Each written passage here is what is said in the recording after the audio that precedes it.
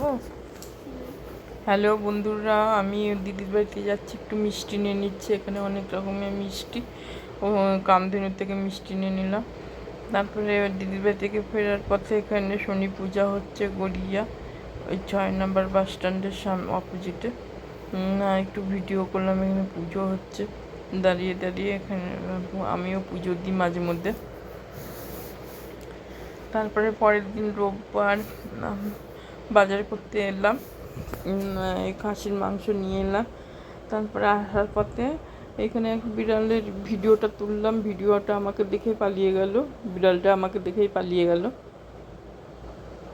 তারপরে যেতে যেতে কতগুলো হাঁস দেখাল, হাঁস দেখলাম, হাঁসগুলো জুম করলাম, ক্যামেরাতে আসলো না। খুব সুন্দর পরিবেশ এখানে, আর এই জায়গাটা আমার খুব ভালো লাগে, নিরিবিলি।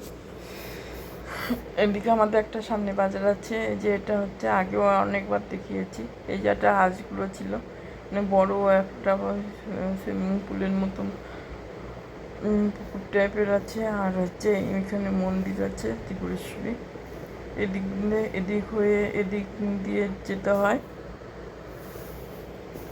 বাজারটা, ওই জন্য আমি একটু এদিক এটা পরে ভিডিও করলাম। এই যে হাঁসগুলো,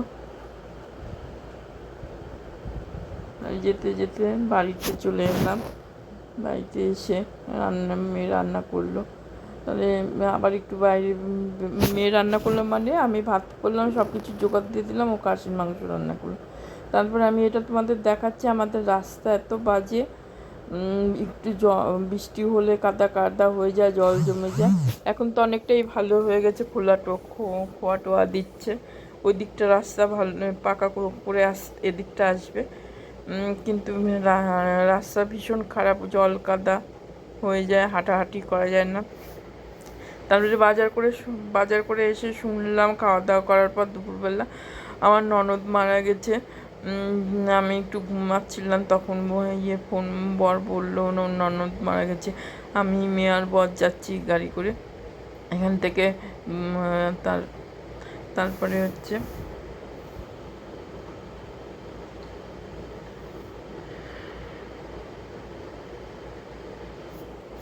যে যাচ্ছি সেকেন্ড সেতু, এটা বিদ্যাসাগর সেতু দিয়ে আমরা যাচ্ছি, এদিক দিয়েই বরাবর যাই। তার জন্য আবার ভিডিও করলাম, করার পর তারপরে আমার শ্বশুরবাড়িতে চলে এলাম। আমার ননদ আইবুড়ো ছিল, বিয়ে করেনি, 73 বছর বয়স, মারা গেছে। ওর জন্য আমরা সবাই, আমি আমার বর আর মেয়ে মিলে যাচ্ছি গাড়ি করে।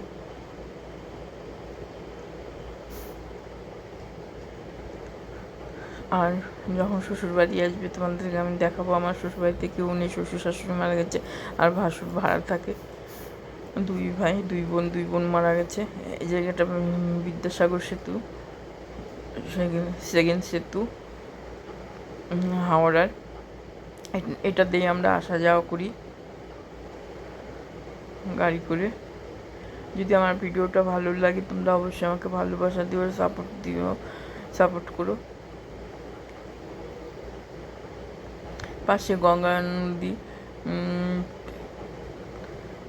লঞ্চ টঞ্চও যায়, তুমি গঙ্গা নদী দিয়ে এই দৃশ্যটা দেখালাম না, ওটা ভিডিওতে আনতে পারিনি, ওর জন্য দেখাতে পারলাম না।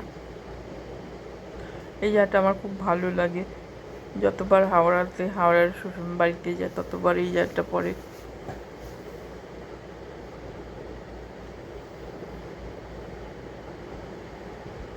বন্ধুরা, তোমরা সকলেই ভালো থাকো, সুস্থ থাকো, আমার পাশে দাঁড়াবে যদি ভিডিওটা ভালো লাগে। এই যে আমার শ্বশুরবাড়িতে চলে এলাম, প্লাস সিস্টেম বাড়ি, অনেক বিশাল বড় বাড়ি। বাড়িতে বলতে কেউ নেই, এখানে ছিল ননদ 2টো আলমারি, পাশাপাশি একটা খাট, টেবিল আর ঠাকুরের সিংহাসন। তারপরে এই যে এটা নতুন বানিয়েছে, এটা আমার বর আবার দেখছে খুলে খুলে। এখানে ডাইনিং টেবিলটা আছে। তারপরে এটা আমার ঘর, এই যে সাদা বক্স খাট, আলমারি, এটা আমরা বেশি দিন থাকতে পারিনি, চলে গেছি, বর যেখানে চাকরি করতে সেখানে চলে গেছিলাম বিয়ের পরে। এখানে থাকিনি আমরা, খালি ননদরা থাকতো, দুটো ননদই মারা গেছে, আর শাশুড়ি থাকতো, শাশুড়িও মারা গেছে।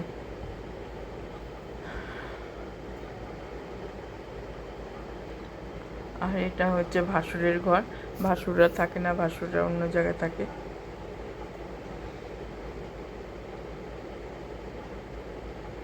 আর এটা ব্যালকনি। এগুলো সব ভালো রিমডেলিং করেছে ঘরটা, মানে বাইরেরটা প্লাস্টার করে, রং টং করে, তবে সিঁড়িতে রেলিং দিয়ে।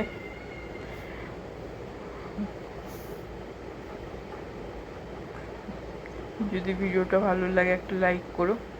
ঠিক আছে, তাহলে আমি রাখছি। এটা কিচেন ঘর, এই যে এটা রান্নাঘর। এটা আগে ছিল, আবার এটা নতুন করেছে। সব নোংরা টোংরা হয়ে আছে, 8 দিন হয়ে গেছে মারা যাওয়া। ঘর সেরকম পরিষ্কার হয়নি, গঙ্গার জল দিয়ে রেখেছে, কেউ নেই আর কে পরিষ্কার করবে। আমি আলমারিটা বন্ধ করে দিলাম, আমার শ্বশুরমশাইয়ের আলমারি বরকে দিয়ে দিয়েছে।